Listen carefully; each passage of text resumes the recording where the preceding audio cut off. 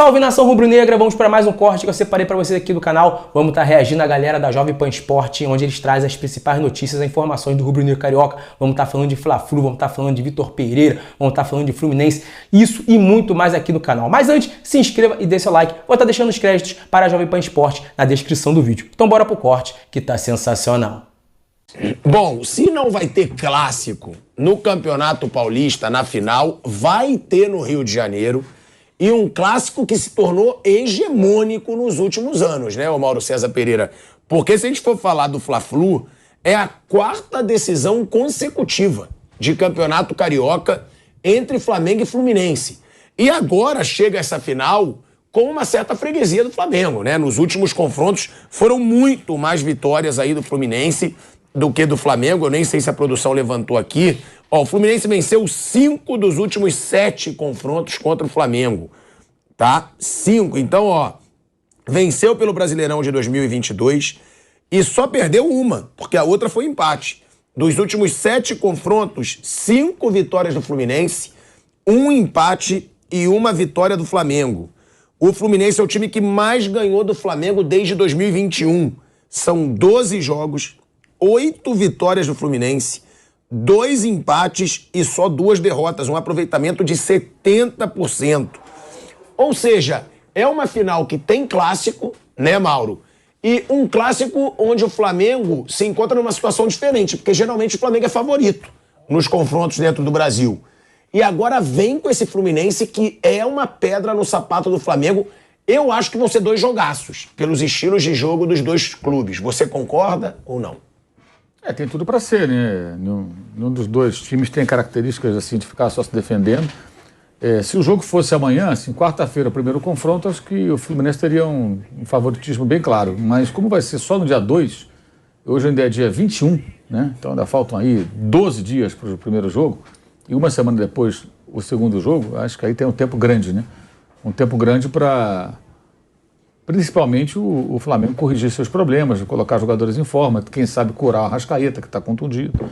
E o Fluminense vai seguir na toada dele, né? O Fluminense deu folga, voltar a trabalhar amanhã, o Flamengo na quinta, e os 2 vão ter aí 10 dias de tratamento. Eu acho que até lá a tendência é ser mais equilibrado, como foi bastante equilibrado o último jogo. Acho até que o Flamengo foi melhor que o Fluminense no último jogo, embora tenha perdido. Mas o Fluminense, de fato, nesse recorte da história, está uma freguesia clara aí. O Flamengo tem perdido direto o Fluminense no Brasileiro, até no ano que foi campeão, perdeu o Fluminense, quando foi campeão em 2020, foi derrotado pelo Fluminense, quando era treinado no Flamengo pelo Rogério Ceni. Então, eu acho que tem tudo para ser uma grande final, especialmente se o Flamengo conseguir corrigir seus problemas. O Fluminense tem um time mais pronto, trabalho de mais tempo, né? Mas também tem as suas oscilações, né? Nesse campeonato teve alguns momentos. Ele ganhou um jogo do Vasco jogando menos que o Vasco, perdeu um jogo deu 2 jogos de volta redonda, ele perdeu.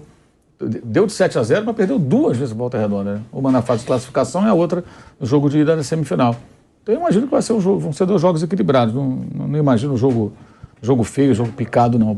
Pode ser um jogo assim, meio brigado, como o último foi, teve muitas faltas e tudo, mas temperatura um pouco mais quente, mas tecnicamente tem tudo para ser uma final bem interessante. Fluminense é favorito, Mauro? Diante dessa... Se fosse quarta-feira o primeiro jogo, sim. Até lá eu acho que não. Até lá eu acho que as coisas mudam bastante. Se fosse quarta-feira, por quê? O Flamengo não teria o Arrascaeta, que está machucado, o Flamengo vem com problemas que ele pode corrigir, treinando até lá, escondido do X9, né? Sempre com cuidado especial com o X9. O X9 está sempre aí em evidência, sendo muito comentado. Até o repórter fala o nome do X9, pô. Não fala o nome, mas cita, né? O X9, cita o apelido, né? Não o nome do dito cujo, me expressei mal. É um sucesso o X9, né? Se carnaval amanhã ou depois vai ter um bloco X9. Já tem a escola de samba X9 paulistana aqui, né? O bloco do X9 vai surgir lá no Rio de Janeiro. É sério. Ou então ia ser muita gente fantasiada do X9, que passou o carnaval agora. E a onda do X9 cresceu depois. E com um personagem na ala espetacular, se ele tiver até lá, né?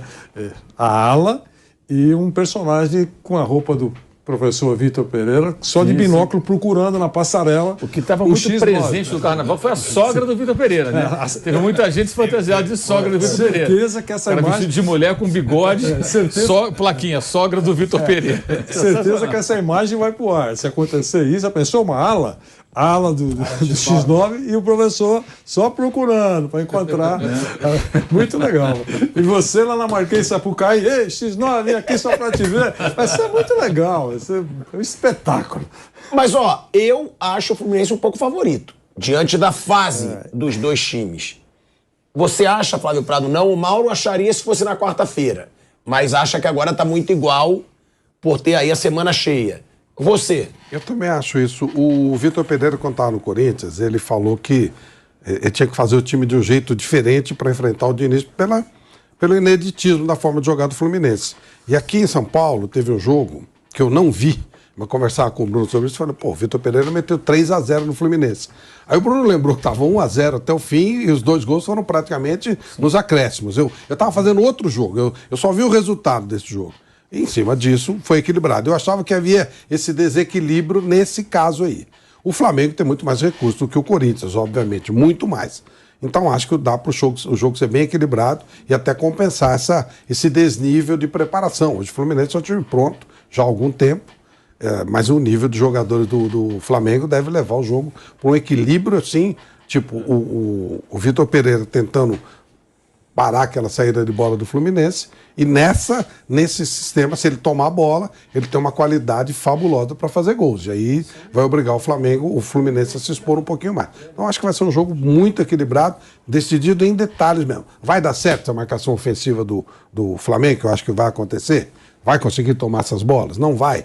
O Fluminense, o toque de bola rápido dele pode abrir espaço e ele começar a fazer gols? Então vai ter uma série de fatores que vão definir isso. O Vitor Pereira sabe como jogar contra o Diniz e sabe que é um jeito especial, vai ter que treinar muito para esse jogo. E tem um material humano que ele não tinha aqui no Corinthians quando ele acabou se classificando. No jogo do Rio estava 2-1 para o Fluminense, e aí o Corinthians acha um gol, empata, e aí que o Corinthians elimina o Fluminense. Mas você vê, são detalhezinhos que mudaram o lado pro lado do Vitor Pereira. E agora ele tem um material humano melhor. E até nesse jogo, né, do Corinthians 3, Fluminense 0, eu peguei até aqui direitinho, o segundo gol do Corinthians aos 90 mais 1 e o terceiro aos 90 mais 4. Né? Então estava 1-0 até os 46 do segundo tempo. Nesse Flamengo e Fluminense, concordo que se o jogo fosse mais rápido agora ou até no próximo fim de semana, o Fluminense chegaria melhor, porque o Fluminense está melhor que o Flamengo até agora no ano. Até porque o Fluminense tem mais tempo de trabalho, vai falando na parte coletiva. O Flamengo tem um trabalho que começou há pouco tempo e claro que individualmente o Flamengo tem jogadores melhores, mas ainda está tentando se ajustar como time. O Fluminense já tem uma identidade bem clara como equipe e na média fez mais jogos bons do que o Flamengo na temporada. Então acho que quanto mais, se o jogo fosse imediatamente, concordo que a diferença para o Fluminense hoje seria maior. Mas o Flamengo tem tempo para se ajustar e principalmente tem a parte tática, a estratégia e a parte física também dos atletas. E o Flamengo no jogo da primeira fase ele foi melhor que o Fluminense enquanto teve fôlego. Enquanto conseguiu marcar bem a saída de bola do Fluminense. Fez 1-0, fez um segundo gol que foi anulado, que foi marcada uma falta em cima do André, e do Matheus França no André. Então o Flamengo ali o árbitro poderia não ter dado a falta, às vezes não dá, 2-0, seria difícil. Estava funcionando a estratégia de marcar a saída de bola, não teve fôlego para aguentar, e o Fluminense conseguiu equilibrar o jogo e até foi melhor em alguns momentos e virou. Então o Flamengo, eu imagino que a estratégia vai ser mais ou menos parecida. Acho que o Flamengo, o Vitor Pereira deve estar pensando numa marcação forte de saída de bola e vai ter que ter fôlego para fazer. Então esses dias são importantes para o Flamengo tentar se preparar na parte física, tentar ter mais fôlego. Acho que vai exigir muito da parte física esse confronto, porque individualmente o Flamengo tem mais jogadores, mas no coletivo até agora o Fluminense jogou mais bola que o Flamengo. Sucesso de bilheteria, sucesso de audiência. Quem organizou o campeonato, com as entidades que organizam o campeonato, eles estão soltando rojões. Foi exatamente o que deve ter passado quando os caras colocaram na mesa lá. Agora vamos fazer o campeonato do ano que vem? Tomara que a final seja Fla-Flu. E 2 jogos. Então vai ser realmente um sucesso. E tomara os jogos sejam bons. É verdade, eu também acho que está mais ajeitado o Fluminense, mas 2 jogos. Acho que o primeiro jogo sempre é muito importante numa decisão assim. Pode até decidir, claro, muda todo o curso da história, dependendo do que acontecer no primeiro jogo. Aí quem tem que jogar aberto, se tem bom resultado, dá uma seguradinha.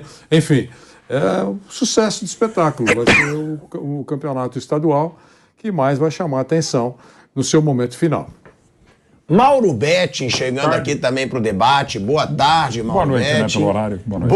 Boa noite. Fla-Flu, né? Em São Paulo, o seu Palmeiras já é campeão, né? Não vai ter... Já não é e não é o meu. Não vai ter...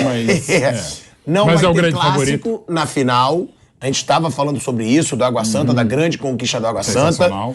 Agora, no Rio, é um clássico que a gente já está falando aqui. Nos últimos 4 anos, a mesma final. Impressionante. São os dois times que estão com a hegemonia no Campeonato Carioca.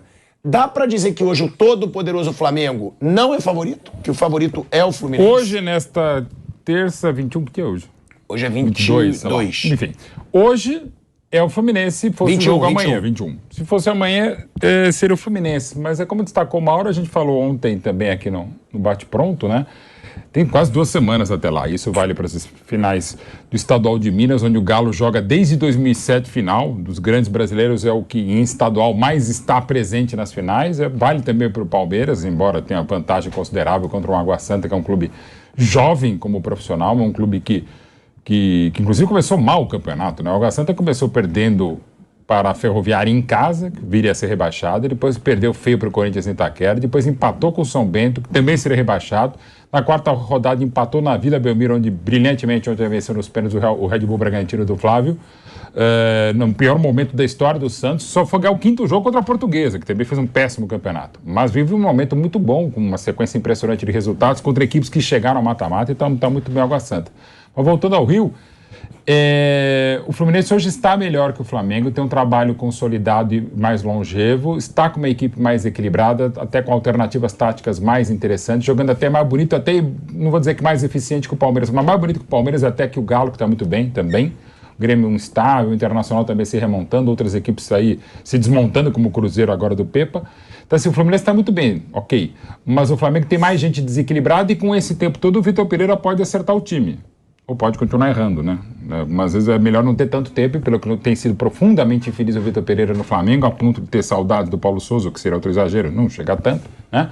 Mas pode virar o jogo, exatamente vencendo o Fla-Flu, que no ano passado deu o Fluminense, que nos últimos tantos anos tem sido o grande adversário no Rio de Janeiro. E olha que agora, com a chegada da SAF no Botafogo, com a chegada na SAF do Vasco, a coisa está mais equilibrada. Foi o mais equilibrado e mais legal estadual do Rio dos últimos anos. Mas continua dando a lógica. E hoje a lógica seria o Fluminense. Mas até lá, e com o amistoso da seleção pela frente, aguardemos cenas dos próximos capítulos. É até estranho, né, Bruno? A gente vê o Flamengo não sendo favorito no Campeonato Carioca, o que acontece há muitos anos. Sim. Que o Flamengo está muito frente economicamente, financeiramente.